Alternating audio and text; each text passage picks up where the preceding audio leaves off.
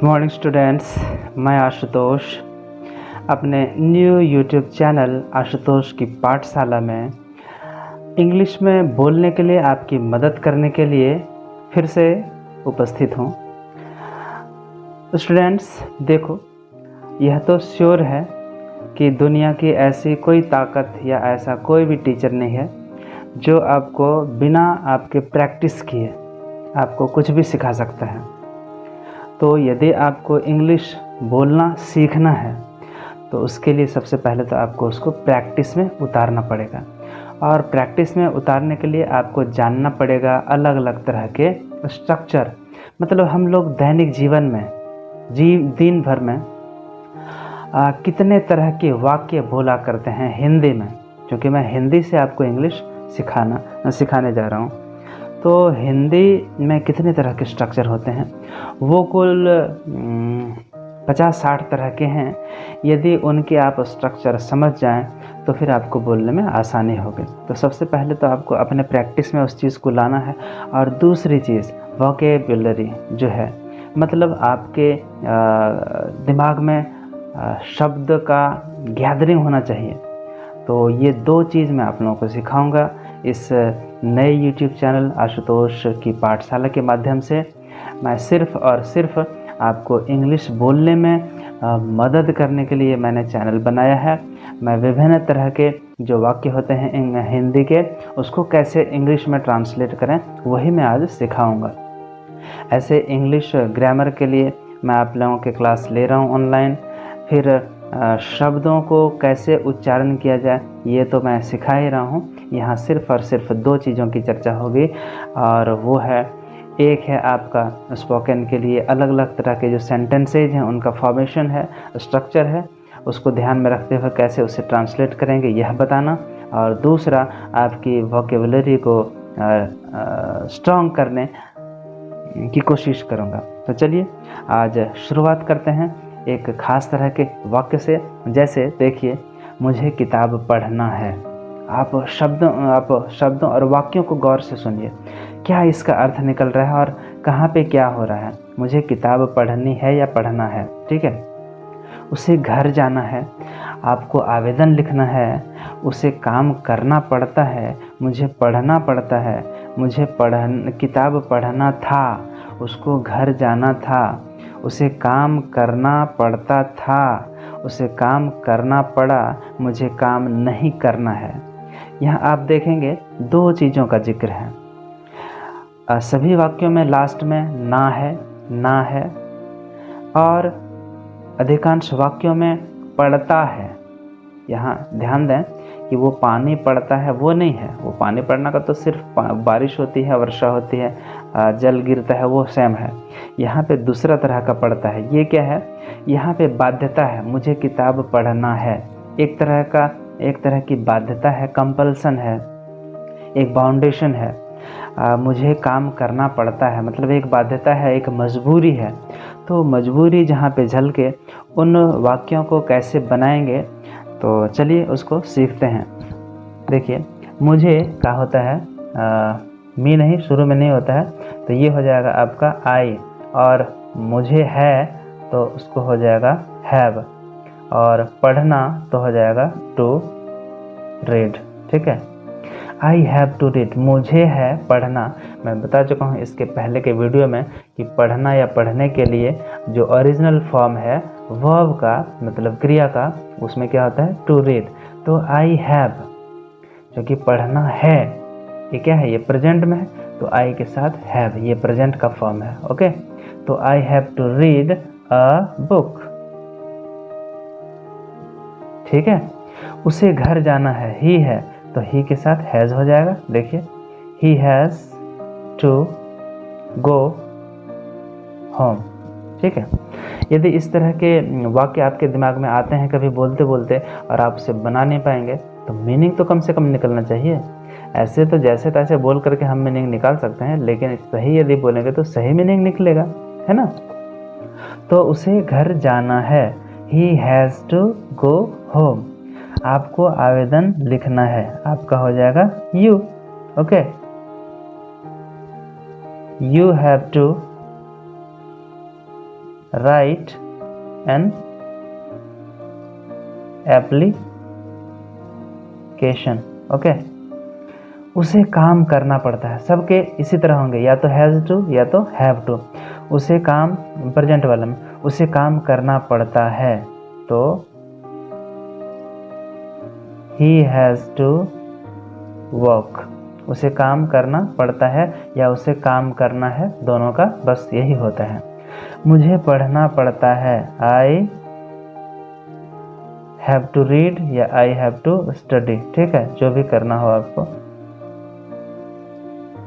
मुझे किताब पढ़ना था। अब देखिए, जहाँ पे है था, जहाँ पे है वहाँ पे था हो गया, तो सिर्फ इसको बदल देंगे, हैज़ को बदल देंगे, क्योंकि हैव किसका है, प्रेजेंट परफेक्ट का है, तो इसको हैड में बदल देंगे।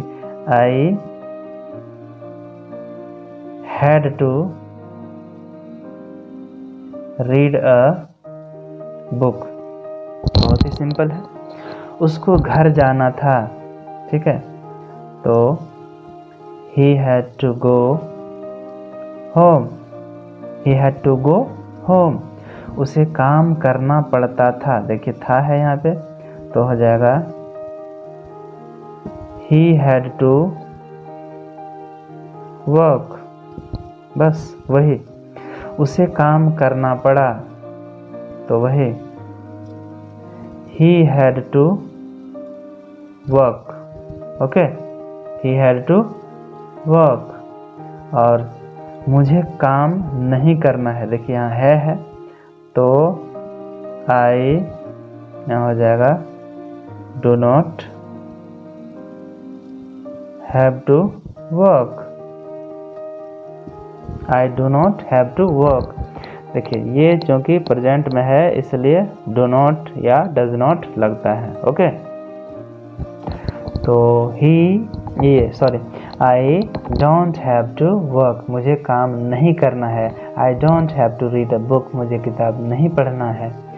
उसे घर नहीं जाना है। ही, देखिए यहाँ ध्यान देंगे। चलिए इस तरह के भी वाक्य बता देता हूँ, ही के साथ कैसे बनाएंगे। ऐसे भी हो सकता है, I have not to work.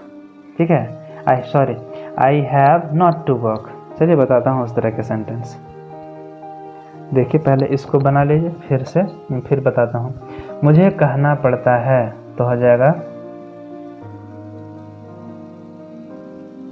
I have to से। मैं कहने को मजबूर हूँ, तो यही होगा आई हैव टू से, लेकिन इसको दूसरे तरीके से ऐसे भी कहा जा सकता है, आई एम बाउंड टू से। इस तरह स्पष्ट रहे, मजबूर हूं तो आई एम बाउंड टू से, या फिर आई एम कंपेल्ड टू से।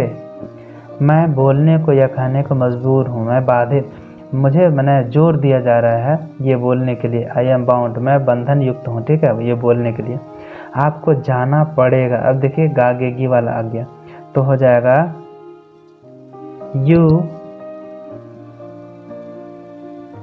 You will have to go. आपको जाना पड़ेगा या तुमको जाना पड़ेगा। जहाँ पे आई रहेगा तो आई शैल हैव टू गो, मुझे जाना पड़ेगा। ठीक है, मुझे काम करना होगा या काम करना पड़ेगा, तो यहाँ हो जाएगा आई पड़ेगा है। ठीक है, तो हो जाएगा आई शैल हैव टू वर्क। ठीक है, चलिए इसका नेगेटिव देखते हैं। चलिए इसको देखते हैं, मुझे नहीं पढ़ना है। ठीक है, I have not to read. एक ये तरीका, ध्यान से देखें, टू के पहले नॉट आएगा। ठीक है, I have not to read. या फिर इसको बना सकते हैं आई डोंट। चलिए इसको तोड़ के लिखता हूँ, I don't have to read. Okay, I don't have to, I do not have to read. उसे नहीं जाना था, तो इसको देखिए, नहीं जाना था तो ये हो जाएगा had. He had not to go.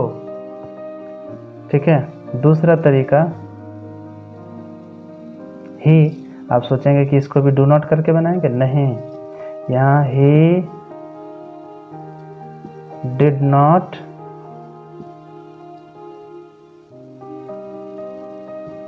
Have to go. ध्यान दें, ये स्पेशल है।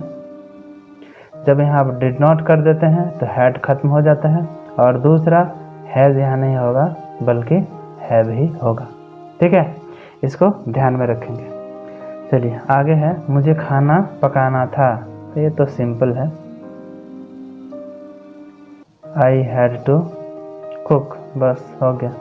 I have to cook food, cook मतलब ही होता है खाना पकाना। ओके, उन लोगों को बाजार जाना होगा, देखिए उन लोगों को, दे है, दे होगा तो दे विल, दे के साथ विल लगता है, they will have to go to market.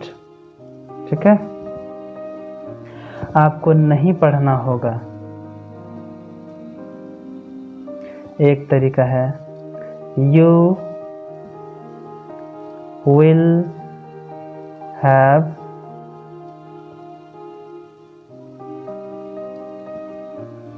Not to read. ठीक है, you will have not to read, सुनने में अटपटा लग रहा है, तो ऐसे ही होता है, जैसे वहाँ you have not to read. ठीक है, तो यू विल, या फिर इसी को इस तरीके से भी लिख सकते हैं, बोल सकते हैं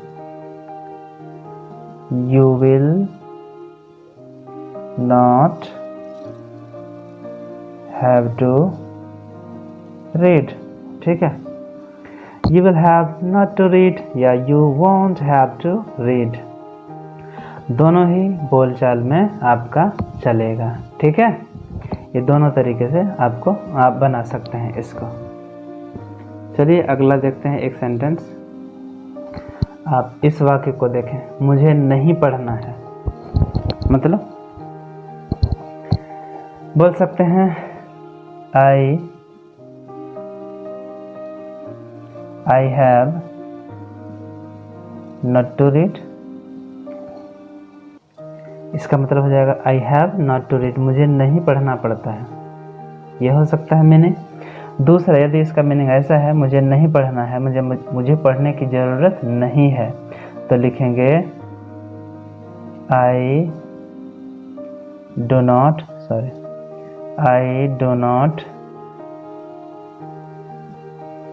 नीड टू रीड या फिर स्टडी। ठीक है, यहाँ भी स्टडी। आई हैव नॉट, छूट गया, टू रीड या फिर टू स्टडी, या फिर उसको यदि मुझे नहीं पढ़ना है, जब मुझे पढ़ने की ज़रूरत नहीं है, I do not need to study या I do not need to read. ठीक है, ऐसे करके उसको बनाएंगे। तो जिस तरह का मीनिंग आए, जिस तरह का अर्थ निकले, उसी तरह हम लोग बनाएंगे। तो ये था पढ़ सकता है, पढ़ता है, ना है, नी है, ने है, इस तरह के जब स्ट्रक्चर रहेंगे वाक्यों के, तो इस तरह से इसके जो ट्रांसलेशन है वो बनेंगे। तो दैनिक जीवन में हम लोग अपने बोलचाल में इसे हम लोगों को उपयोग करना है। तो चलिए देखते हैं, कुछ वाक्यों को एक बार दोहराते हैं। मुझे नहीं पढ़ना है, I don't have to read, I don't have to read, या I have not to read, वो थोड़ा बोलने में लंबा लगता है, I don't have to read. Okay, उसे नहीं जाना था, ही डिडंट, यहाँ 2 बार नॉट हो गया ना, sorry, he didn't have to go, he didn't have to go, he had not to go, ये भी होता है, और he didn't have to go। Okay, मुझे खाना पकाना था, I had to cook food या I had to cook. Okay, I had to cook food. अगला, उन लोगों को बाजार जाना होगा. They will have to go to market. मतलब मजबूरी है. आपको नहीं पढ़ना होगा. You will have not to read या you will not have to read. Okay, तो ये दोनों तरीके से ही बोला जा सकता है. ठीक है, क्योंकि दोनों के ही मीनिंग बराबर आते हैं. ओके, बीच में टू आ गया, इसलिए टू नहीं आएगा तो मीनिंग तो कुछ अलग ही हो जाएगा. तो ठीक है बच्चों, उम्मीद है आपको समझने में आसानी हुई होगी. कुछ आपने नया सीखा होगा. इस तरह के वाक्य नए बच्चों के लिए बिल्कुल नया होगा. तो ऐसे ही वाक्य जो हम अपने दैनिक जीवन में सीखते हैं, बोलते हैं, तो उसको यदि ट्रांसलेट करना है, इंग्लिश में बोलना सीखना है, तो मुझसे जुड़े रहें.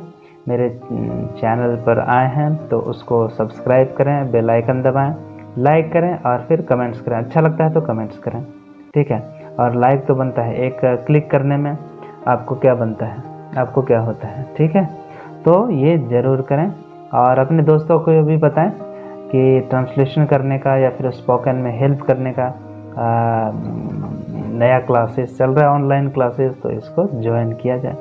हो सकता है जल्दी ही मैं ऑनलाइन क्लासेस के लिए मैं लाइव क्लासेस भी लूँगा. ठीक है, तो ठीक है बच्चों, आज के लिए बस इतना ही. मिलते हैं अगली कक्षा के अगले वीडियो में नए स्ट्रक्चर के साथ. तब तक के लिए धन्यवाद.